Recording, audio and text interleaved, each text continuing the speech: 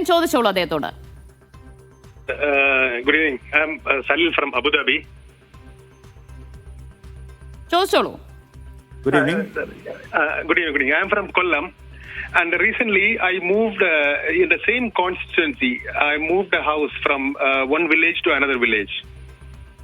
So the BLO will come to my old house, and if there is nobody, what will happen?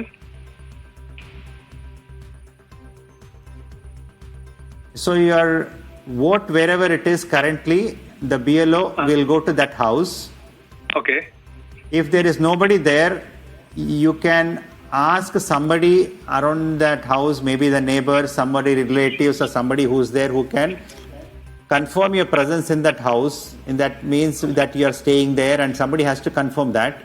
They can sign your form and give it back. That is one option. Okay. Second option is you can also give all the enumeration forms online.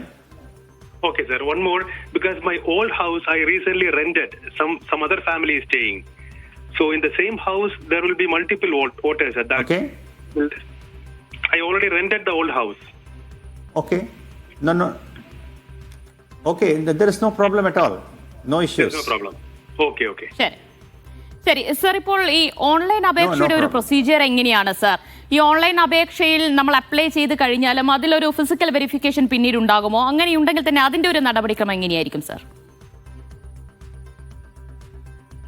Okay, ഇത് SIR എന്ന് പറയുന്നത് door to door verification requirement ഉണ്ട്. കാരണം ഈ ആൾ അവിടെ ഉണ്ടോ ഇല്ലയോ എന്നുള്ളത് ഒരു വെരിഫിക്കേഷൻ ചെയ്യേണ്ടതുണ്ട്. ഇപ്പോൾ ഓൺലൈനായിട്ട് സബ്മിറ്റ് ചെയ്യുന്ന ആളാണെങ്കിൽ അവരുടെ വെരിഫിക്കേഷന് BLO ആ വെരിഫൈ ചെയ്യാൻ വേണ്ടിയിട്ട് വീട്ടിലോട്ട് പോകും. അപ്പോൾ ആരെങ്കിലും വീട്ടിലില്ല എന്ന് ഉണ്ടെങ്കിൽ നേരത്തെ ഞാൻ പറഞ്ഞ മാതിരി BLOയോട് സംസാരിക്കാം. പിന്നെ താങ്കളെ വീട്ടിലില്ല എന്ന് പറയാം. ആ വീട്ടിലെ പോകുന്ന സമയത്ത് തൊട്ടടുത്തുള്ള താങ്കളുടെ റിലേറ്റീവ്സോട് പറയുകയാണെങ്കിൽ അത് അവരുടെ പ്രസൻസ് അവിടെ ഒരു കൺഫേം ചെയ്താൽ മതി. അവർക്കൊരു ലോക്കൽ എൻക്വയറി സമയത്ത് അവർക്കൊരു സാറ്റിസ്ഫാക്ഷൻ ആവും, അത്രേ ഉള്ളൂ. അത് അങ്ങനെ സാറ്റിസ്ഫൈഡ് ആണെങ്കിൽ പിന്നെ വേറെ പ്രയാസങ്ങളൊന്നും ഇല്ല. ശരി, ഏതാണ് സർ സൈറ്റ് അപ്പോൾ ഈ ഓൺലൈൻ അപേക്ഷ നൽകേണ്ടത്?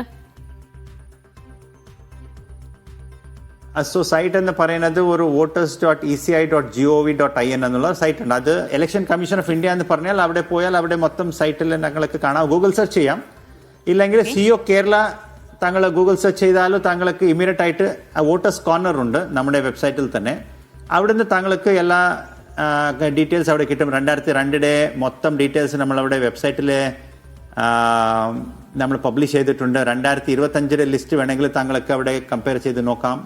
അങ്ങനെ ബാക്കി എല്ലാ ഡീറ്റെയിൽസ് നമ്മുടെ ഈ ഫോം ഫിൽ ചെയ്യുന്ന കാര്യത്തെക്കുറിച്ച് എല്ലാ അഡ്വർടൈസ്മെന്റ്സ് ബാക്കി എല്ലാ കാര്യങ്ങളും അവിടെ വെച്ചിട്ടുണ്ട്.